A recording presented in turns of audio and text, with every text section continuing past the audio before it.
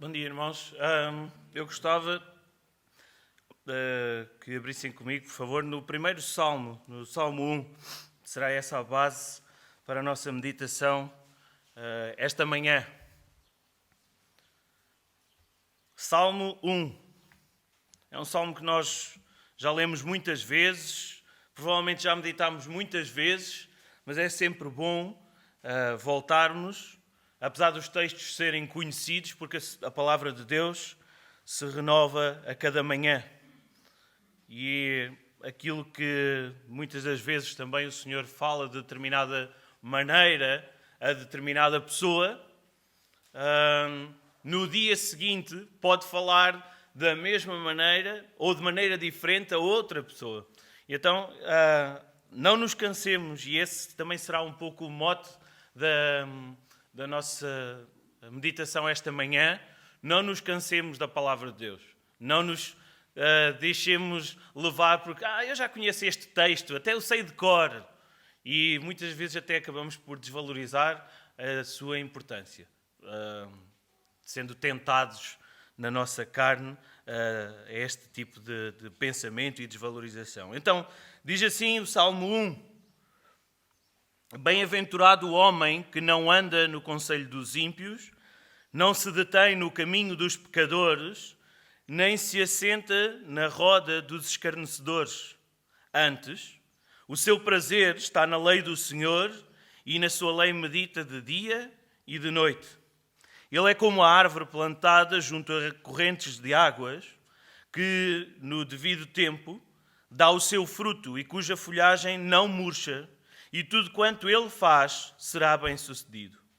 Os ímpios não são assim. São, porém, como a palha que o vento dispersa.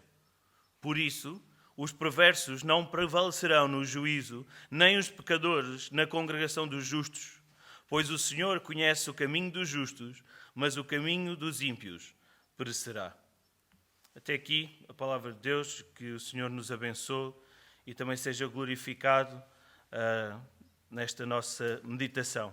Os dois primeiros salmos correspondem a uma introdução, um prefácio para todo o livro. Aliás, na verdade, são 5 livros que estão neste compêndio, digamos assim, de cânticos do povo de Israel. Houve alguém que disse, agora não sei precisar a fonte, mas que se nós não soubermos orar, os salmos é um bom sítio para começar. Lermos os salmos, e se nós às vezes dizemos, eu não sei o que dizer na oração, lê os salmos.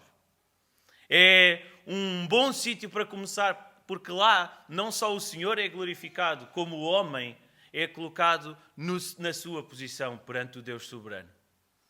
O primeiro salmo começa com uma bem-aventurança e o segundo salmo termina com uma bem-aventurança.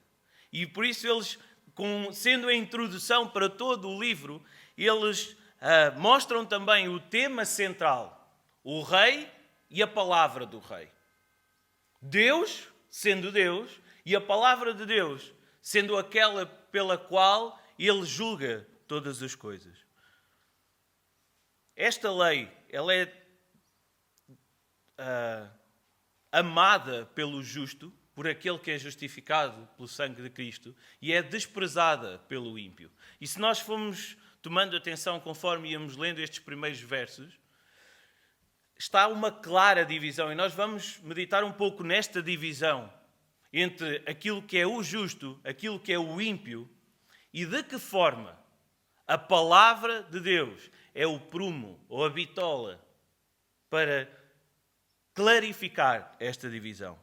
Mas primeiro, quem é o homem justo? Quem é este homem justo? O justo é alguém que não tem justiça própria. É alguém que é alvo da graça de Deus. É alguém que é justificado pela vontade de Deus. Nós já temos visto várias vezes que se nós julgássemos e fôssemos julgados segundo a justiça de cada um, provavelmente muitos de nós não estaríamos aqui. Mas Deus é amoroso e misericordioso, ao ponto de olhar para nós, homens pecadores, mulheres pecadoras, e nos justificar pelo sangue de Cristo. E um dos frutos do justo é o prazer, o amor, o deleite pela palavra de Deus, pela lei de Deus. E isso revela também o seu amor do justo para com Deus. O Salmo começa também com bem-aventurado o homem ou o justo. Bem-aventurado é uma expressão que significa muito feliz. Mas nos dias de hoje, ser feliz é uma das maiores indústrias da nossa sociedade.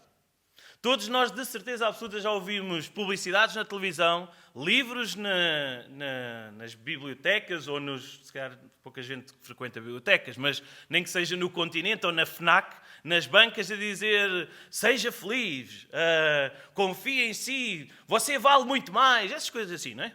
Não preciso de perder tempo com isto. Esta é uma das indústrias e as pessoas buscam este tipo de felicidade, mas esta busca de felicidade é uma busca como quem anda a palpar terreno, como quem anda no escuro. Imaginem este cenário. Estamos numa sala escura, temos acesso a uma caixa de fósforos e a uma vela. E porque somos pessoas inteligentes e armamos-nos em espertos, facilmente tatear, nós pegamos na caixa, acendemos o fósforo, faz-se uma luz e de repente o fósforo se esvai. Ou seja, aquilo é muito bom quando a luz aparece. Mas rapidamente vai. Mas com aquela pequena luz nós nos apercebemos que há uma vela.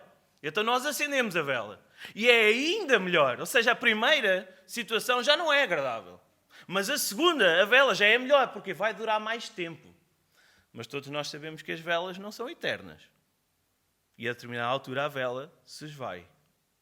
E então já deixa de ser satisfatório. Aquilo que era bom passou a ser muito bom e em qualquer uma das situações rapidamente se desvaneceu. Isto é o ímpio procurando a felicidade. Isto é o homem, na sua natureza, procurando sozinho, por meio próprio, ser feliz. Ser feliz. O justo, por outro lado, ele se agarra, deleita, tem prazer na lei de Deus.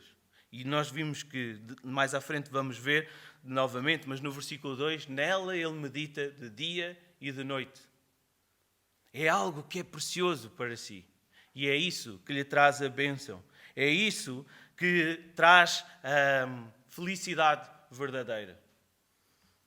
Esta expressão, bem-aventurado, é da tradução grega. Se eu tiver a dizer algo mais neira, por favor, Rui, corrige-me. Mas da tradução grega, o texto foi escrito em hebraico, na tradução é Macarios. E Macarios significa muito feliz, mas não no sentido que nós vimos agora, de encontrar esta felicidade que facilmente se desvane. Não tem a ver com saúde, não tem a ver com dinheiro, não tem a ver com nada destas coisas. Aliás, se formos a ver, olhemos para trás, pensemos na história da Igreja e dos servos de Deus, até mesmo na própria palavra, não só na contemporânea, que muitas vezes nós conhecemos porque ouvimos as histórias missionárias, por exemplo, na escola dominical, e vejamos quantos homens e mulheres não foram perseguidos por amor ao Evangelho. Então, à partida, o ímpio diz, isto não é ser feliz. Isto não é ser bem-aventurado. E nós temos situações como, por exemplo, homens de Deus que tinham saúde parca. Tinham doença. O caso de Spurgeon, o caso de Paulo, o caso de Timóteo. Até lhe foi aconselhado a beber um bocadinho de vinho por causa do estômago. Não precisamos de medicamentos, malta. Vejam, por exemplo, o caso da fome. Alguém que tem fome não é alguém feliz. George Mueller, lembram-se dos orfanatos? Ele orava ao Senhor a cada manhã, Senhor, eu não tenho o que pôr na mesa para alimentar todas estas crianças. E o leite que subjava, ou o pão que tinha sido um pouquinho mais queimado, era entregue nas portas, como favor de... A fome estava lá, mas o Senhor abençoava. Mais, perseguição à igreja. Quantos não são as vezes que eu pessoalmente refiro como exemplo os cristãos pendurados, incendiados para prazer de um ímpio, ou de vários ímpios. A morte em missão, Homens que são enviados, e há bem pouco tempo, mais ou menos pouco tempo, nos jovens nós vimos uns desenhos animados sobre um grande homem de Deus, que depois nós pudemos estudar um pouquinho mais, ou conversar um pouquinho mais acerca da sua vida. Jim Elliot. Um homem que entregou a sua vida, tinha grandes planos para ser um pai de família, e ele vai para o meio dos índios, e usando de favor e pregando o Evangelho, ele acaba por ser morto, jovem, no meio dos índios. E muitos mais exemplos nós podíamos dar. Isto é ser feliz? Então, afinal, adianta meditarmos e agarrarmos à palavra? Ao fim e ao cabo, nós estamos a ver exemplos de coisas que é exatamente o contrário à partida. Aquilo que eu gostava de ver convosco, por breves instantes, são algumas características dos justos, e em 3 pontos: o caráter do justo, a vida do justo, a virtude do justo e, por último, o caminho e o destino do ímpio. Vamos ao primeiro ponto, o caráter do justo. Logo no primeiro versículo, nós vemos 3 ações, 3 tipos de injustos e 3 modos de vida. Ações. O justo, o homem, bem-aventurado o homem, e pelo texto nós percebemos que este homem é um homem justo, não anda segundo o conselho dos ímpios. Indica movimento, indica ponderação, indica... Alguém dá um conselho acerca de alguma coisa e tu ainda vais ponderar, mesmo ele sendo afastado daquilo que é a lei de Deus. Bem-aventurado o homem que não faz isso. Segundo, não se detém no caminho dos pecadores. Indica que eu não só ouço, mas eu paro para pensar nessa hipótese, ponderar, considerar que se calhar isso pode ser uma opção para mim. É errado pela lei de Deus, mas eu considero isso uma opção para mim. Bem-aventurado o homem que não entra neste caminho. Em terceiro lugar, não se assenta na roda dos escarnecedores. Quando estamos de volta de uma lareira e nos vamos sentar lá, qual é a sensação que temos? É cómodo, principalmente se for no inverno. Agora, provavelmente nenhum de nós queria fazer isso. Mas no inverno é tão bom. Quando temos uma lareira, nos tempos antigos em que era permitido mais ou menos fazer fogueiras. No Palhal, nós juntávamos lá junto ao rio, fazíamos umas fogueiras, às vezes bem grandes. E era tão bom. Estávamos na roda de justos, neste caso. Provavelmente com alguns injustos também. Mas a ideia do texto é que se tu te acomodas àquilo que é errado, tu não és um homem justo. Tu não estás a buscar a felicidade que Deus te pode dar. Tu não estás a ponderar a lei de Deus. Depois vemos 3 tipos de homens. 3 tipos de homens injustos. O ímpio é alguém que provavelmente tem um bom caráter.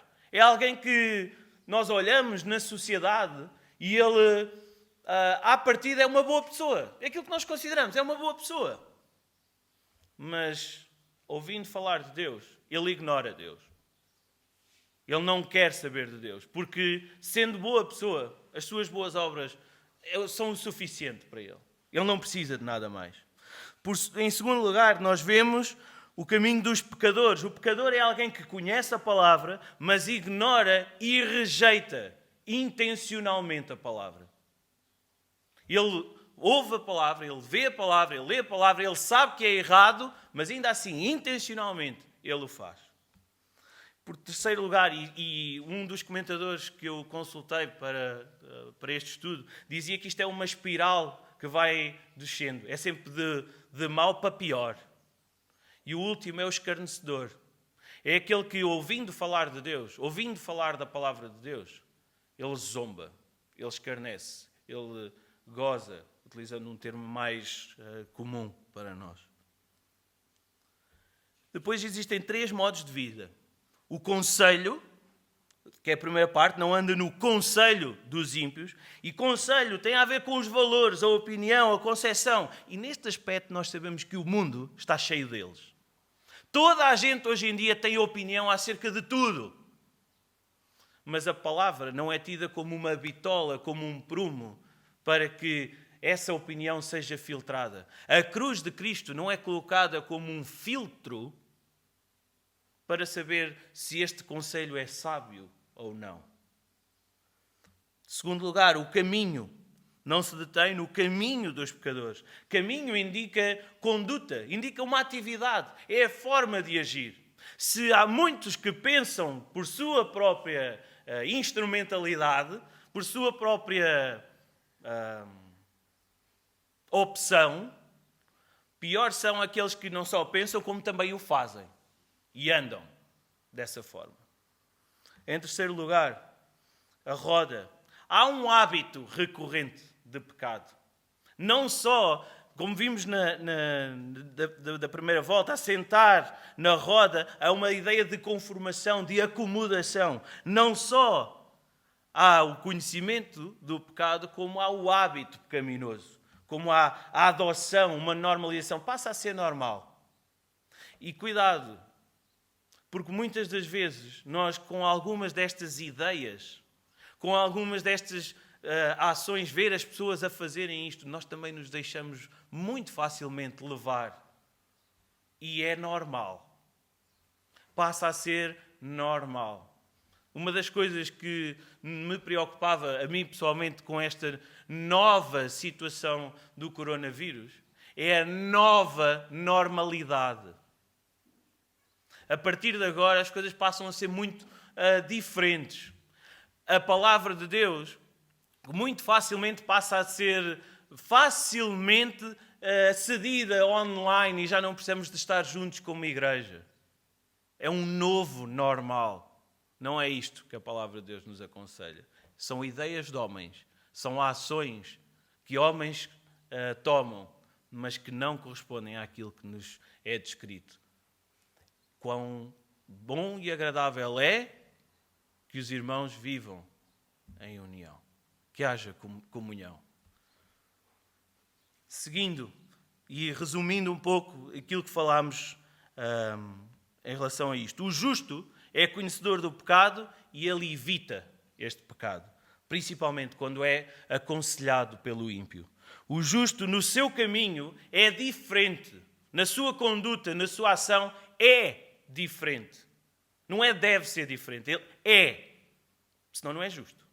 É diferente. Ele não pondera pecar, antes ele escolhe honrar o seu Deus através da sua palavra. O justo, com os seus conhecidos, ele não é influenciado, ele influencia outros para a palavra, para o seio do amor de Deus.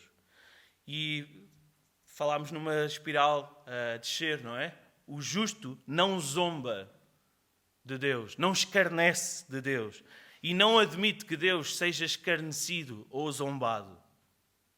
Ele se mostra contra uma situação destas. Alguns exemplos. Roboão, filho de Salomão, ele, após o pecado do seu pai, ele tinha um reino nas mãos. E se fôssemos ao texto bíblico, muitas foram as pessoas que o quiseram aconselhar.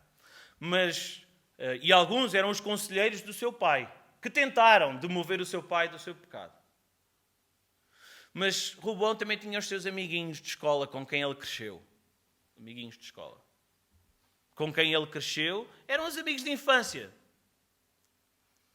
E ele preferiu dar ouvidos a estes amigos e trágico foi o destino do povo de Israel. O reino foi dividido para nunca mais se unir naquele momento.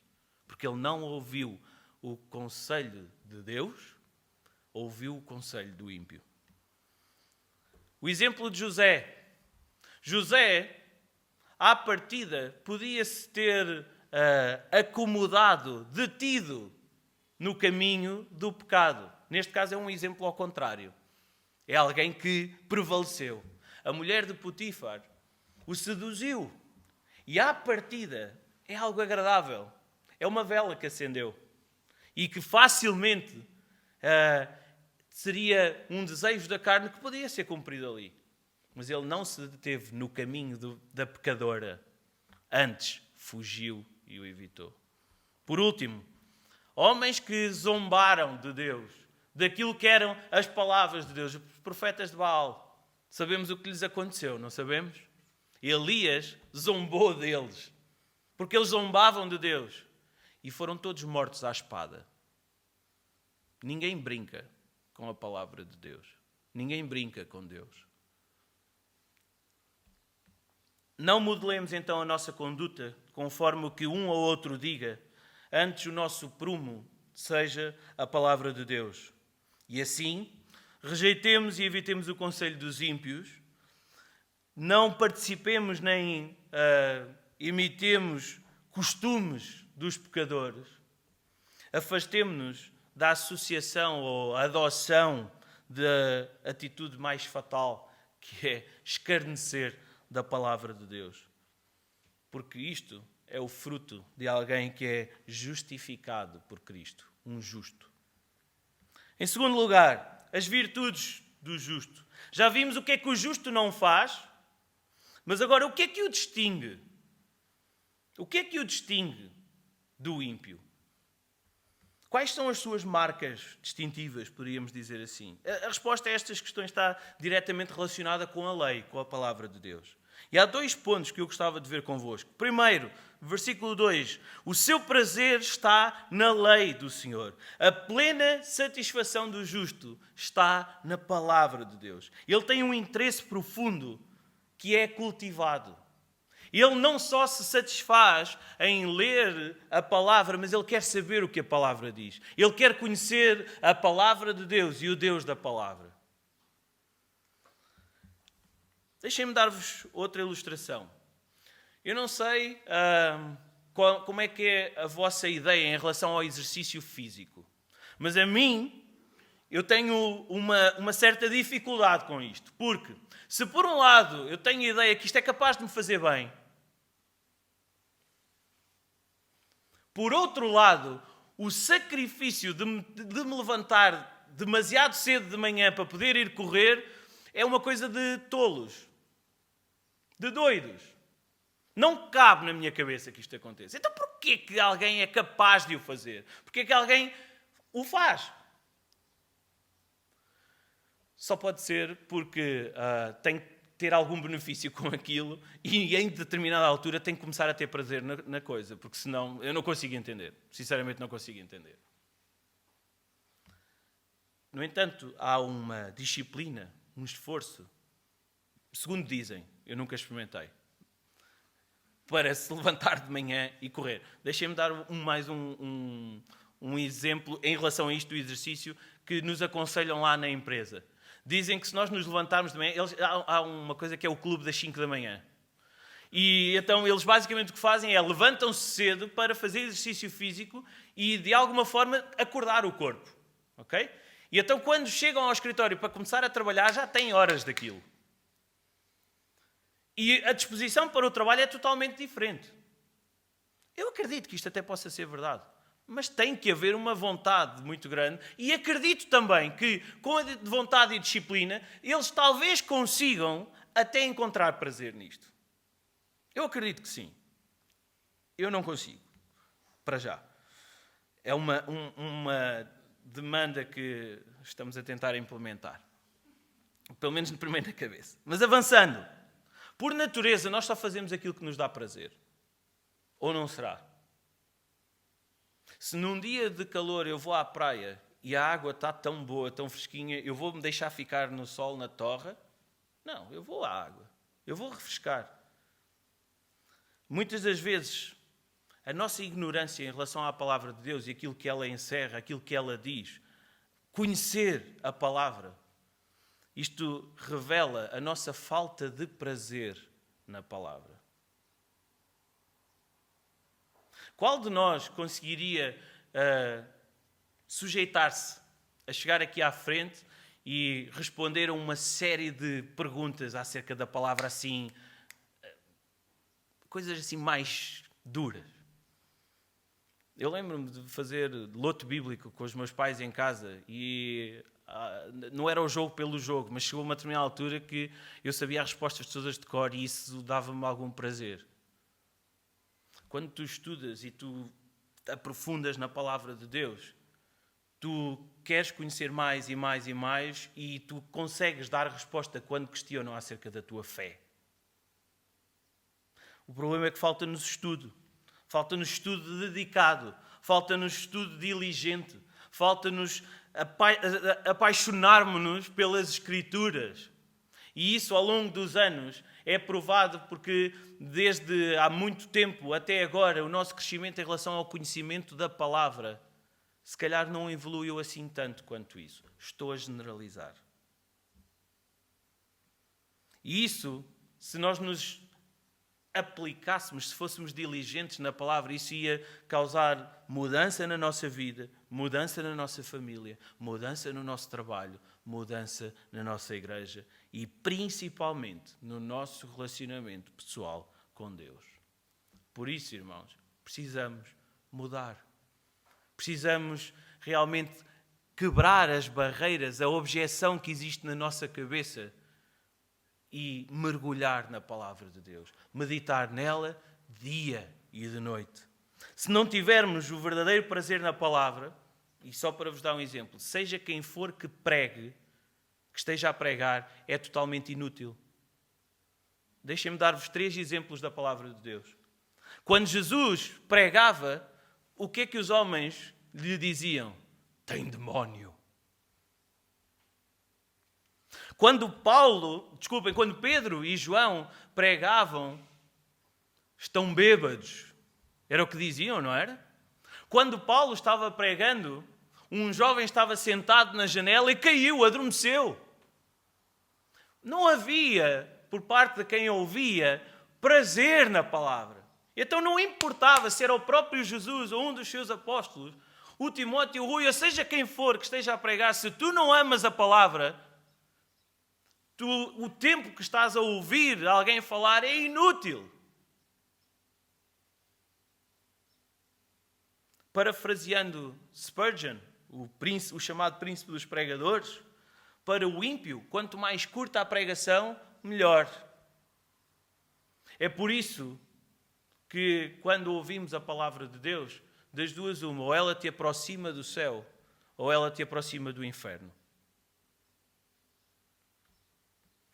Deus não ouve aquele que clama, aquele que fala, sem que esse que clama ouça primeiro a sua voz. E a sua voz vem através da sua palavra. O justo medita de dia e de noite. E meditar implica mais do que ler para picar ponto. Para fazer um visto no nosso plano anual de leitura da Bíblia completa. Meditar implica mais do que um descargo de consciência, porque eu me comprometi com alguém que iria ler aquele texto. Ou alguém nos solicita para lermos um texto que no próximo fim de semana é este o texto que vamos estar a trabalhar. E então, por descargo de consciência, não vai alguém perguntar alguma coisa. Meditar é fazê-lo não quando estamos adormecidos ou já no findar do dia em que não temos capacidade de raciocínio. Lemos pouco, mas meditamos ainda menos. Mais uma vez, estou a generalizar. E neste momento, irmãos, nós não temos desculpa para isto. Nós vivemos numa sociedade em que todos nós temos dezenas de Bíblias. Todos nós temos os nossos smartphones, os nossos tablets, as nossas tecnologias e facilmente em qualquer lugar nós encontramos modo ou maneira de ler a palavra de Deus. Eu não estou a querer minimizar isto, mas a dificuldade de acesso não existe. Mas a nossa falta de prazer na palavra até nos leva a perder um excelente hábito que, quando éramos crianças, pelo menos no meu caso assim foi, nos era incutido principalmente na escola dominical, decorar versículos. Sabem, há uns anos atrás, os nossos telemóveis não eram tão sofisticados, então nós decorávamos números de telefone. Hoje em dia, eu se quiser ligar para a minha mulher, eu tenho que ir lá ver o número. Eu não o sei de cor. Ela sabe. E, aliás, eu se tentar marcar o número dela, posso me enganar e vou ligar à minha sogra, porque os números são muito semelhantes. Hoje em dia, nós temos isto tudo facilitado. Somos uma geração do facilitismo. Mas se um dia nos tirarem a palavra, quantos versículos nós sabemos de cor? Se um dia nós, por algum motivo, o Senhor permitir que não tenhamos acesso, este livre acesso facilitado à palavra, como vai Deus falar ao teu coração? Meditar implica refletir, questionar-se, aplicar, decorar. Meditar não é vazar a mente, como muitos fazem lá com aquelas coisas assim do yoga, né? Mas é encher a mente com a palavra. E neste caso, a palavra de Deus, de dia e de noite. A abelha, eu ouvi esta ilustração, achei genial. A abelha, para conseguir fazer o mel, ela vai à flor, ela capta o pólen, ela o transporta e o transforma na colmeia. Transforma e no final sai um néctar. Não está lá pronto para só colher e é néctar. E ela tem prazer no seu trabalho. Ela tem prazer naquilo que faz. Nós devemos então ingerir, ler a palavra de Deus e digerir, meditar na palavra de Deus em todo o tempo. Terceiro ponto, a vida do justo. Vamos ao versículo 3. Ele é como a árvore plantada junto à corrente de águas, ou a ribeiros de águas, que no devido tempo dá o seu fruto e cuja folhagem não murcha, e tudo quanto ele faz será bem sucedido.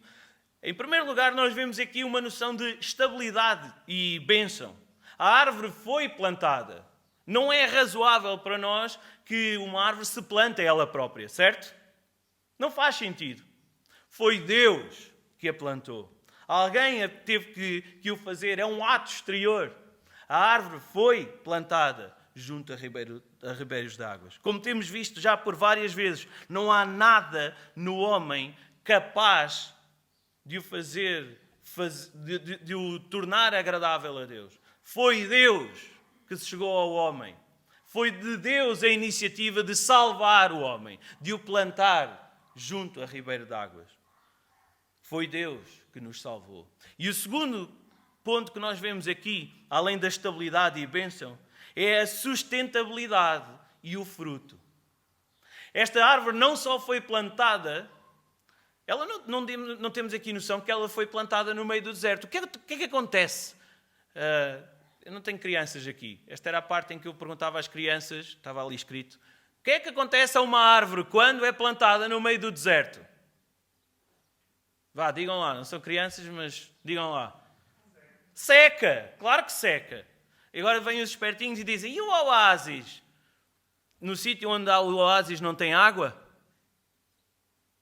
Mesmo no meio do deserto onde há água, não é o sítio onde as árvores, que os arbustos crescem?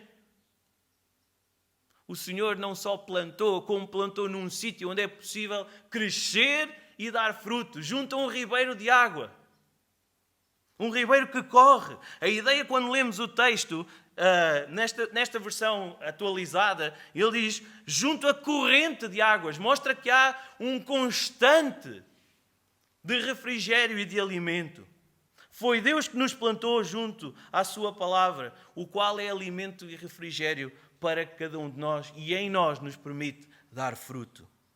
Este fruto, este alimento e refrigério tem a ver com o nosso tempo, a nossa vida, o nosso talento, os nossos dons, o nosso ser. A nossa vida piedosa por Cristo e para a sua glória. Somos árvores plantadas, enraizadas na sua palavra, porque é ela que é o sustento.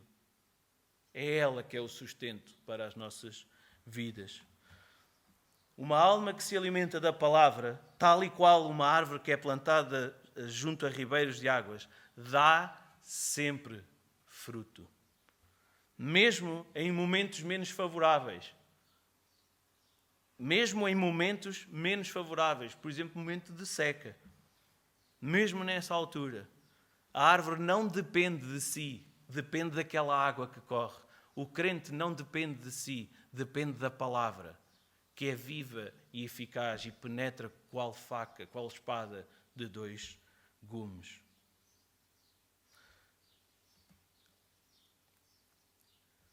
Por último, quarto ponto. O caminho e o destino do ímpio. O ímpio não é nada disto que nós vimos. O ímpio não tem prazer na lei, o ímpio não medita nela, o ímpio não foi plantado junto à ribeira de águas, o ímpio não dá fruto. O ímpio é uma oposição ao justo. E a comparação que o salmista faz é que eles são como a palha que o vento dispersa. Aquilo que eu vou dizer, se calhar algumas, principalmente o pessoal mais novo, é capaz de não compreender. Mas os meus avós, eles plantavam milho. Trigo, por acaso, acho que nunca os vi, mas milho eles plantavam. Então, quando aquilo era debulhado na eira, havia uma máquina que eu tentei descobrir o nome, mas eu não me lembro como é que se chama. Não sei se alguém sabe, que davas assim à manivela. Sabes o nome? Não percebi. Erguidor. É isso? Erguidor. Aprendi uma coisa hoje. Estão a ver? Estamos sempre a aprender. E então eu lembro-me de ser criança e estar ali, eu tinha gosto naquilo. Só porquê? Porque nós colocávamos o milho depois de debulhado em cima, que ele tinha uma boca grande, e ao dar à manivela, as espigas caíam por ali abaixo porque eram pesadas, e tudo o resto que era palha, que não tinha valor, saía pelo vento. Os judeus faziam isto de maneira diferente. Os judeus tinham eiras e eles colocavam nos telhados, nas zonas altas, para que o trigo, quando estivesse lá, depois de debulhado, vinha o vento e levava a palha. Eu tentei arranjar um vídeo para vos mostrar, só para nós termos uma noção visual destas coisas. Mas é fácil vocês perceberem, por isso é que eu dei o exemplo do milho, é fácil vocês perceberem, não é? Se tivermos um pedaço de palha ou uma espiga de milho, que aquilo dói, se for atirado a alguém, eu já experimentei. E a ideia é, obviamente, o que é pesado cai, mas o que não é, o que não tem valor, o que é palha, vai com o vento. O salmista compara os ímpios exatamente a isto, a esta palha que é separada, palha que é oca, que não tem substância, que é vazia. Assim também é o ímpio sem a palavra de Deus.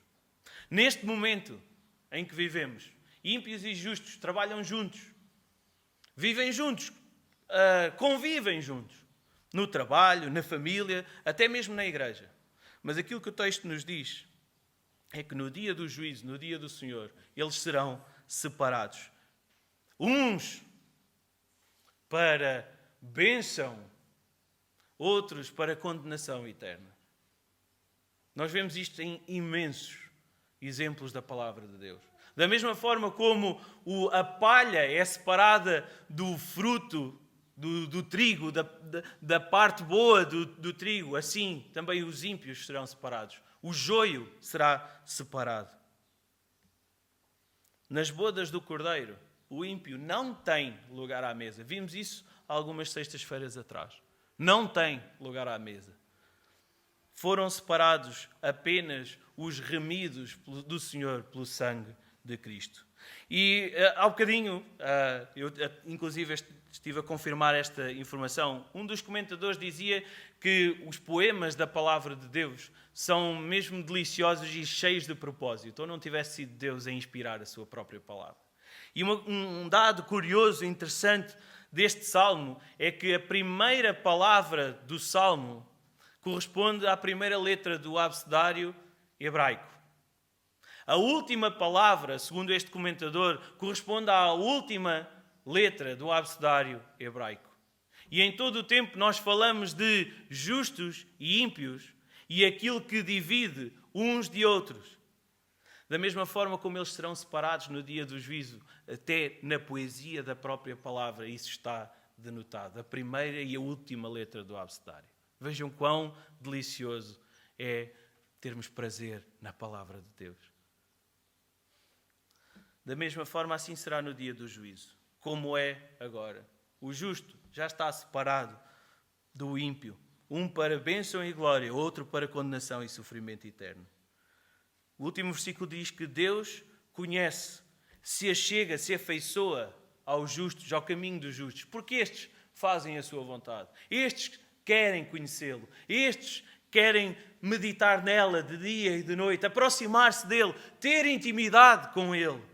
Mas aos ímpios, ele rejeita, ele condena. Por isso é que o seu caminho, a sua conduta, a sua ação, no dia do juízo, perecerá. Fechando, não modelemos a nossa conduta conforme o que um ou outro diga. Antes, o nosso prumo, o nosso guia, seja a palavra de Deus. Em segundo lugar, demos o devido valor à palavra e busquemos prazer nela, ingerindo, isto é, lendo, e digerindo, isto é, meditando, a cada dia. Tal qual fazemos com as nossas refeições, para nos alimentarmos a cada dia, várias vezes ao dia. Em terceiro lugar, uma alma que deseja e se alimenta da palavra, ela dá fruto para a glória e bênção, para a glória do nosso Deus, para a sua própria bênção e para a bênção daqueles que o rodeiam. Justos ou ímpios. Em quarto lugar, no dia do juízo, o Senhor separará aqueles que são seus dos que o não são. Onde estaremos nós? De que lado estaremos nós? De que lado a palavra nos dá a entender e de que forma é que nós, olhando para ela, nós percebemos e temos a certeza de que lado estamos? Festejando nas bodas do Cordeiro ou comendo às migalhas da mesa do rei, como vimos naquele exemplo que o Senhor também falou aos seus discípulos e aos fariseus? Que o Senhor abençoe a sua palavra aos nossos corações e que, na verdade, se ainda não tínhamos sido despertos para esta importância de que ela seja o nosso prumo, que hoje seja um dia de também mudarmos a nossa maneira de olhar para a palavra do Senhor e dessa forma também lhe darmos o louvor, a honra e a glória que a Ele são devidos. Vamos ficar de pé, vamos terminar com a oração.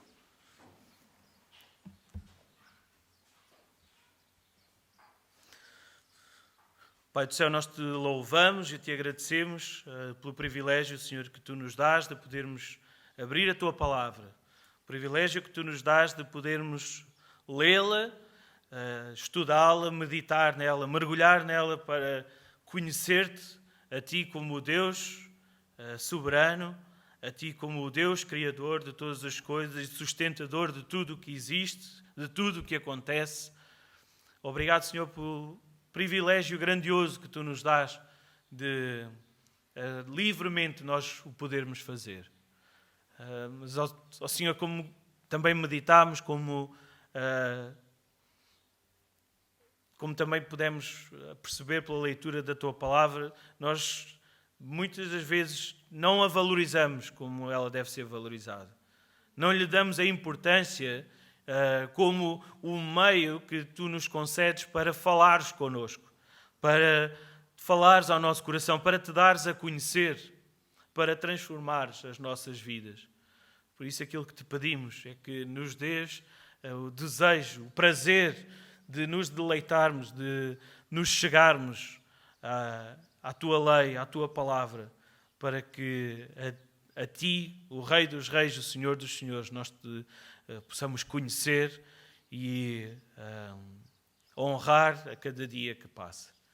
Senhor, despede-nos também na tua paz, dá-nos uma boa semana, ser com aqueles que nos faltam, com os doentes, por quem temos orado também. Obrigado também por restabeleceres outros, que continuemos a depender de ti e a colocar em ti a nossa esperança, pois tu és o único a quem podemos recorrer, o único que é soberano e poderoso para tudo fazer. Recebe o nosso louvor, a nossa adoração, nós o fazemos no nome santo do Senhor Jesus.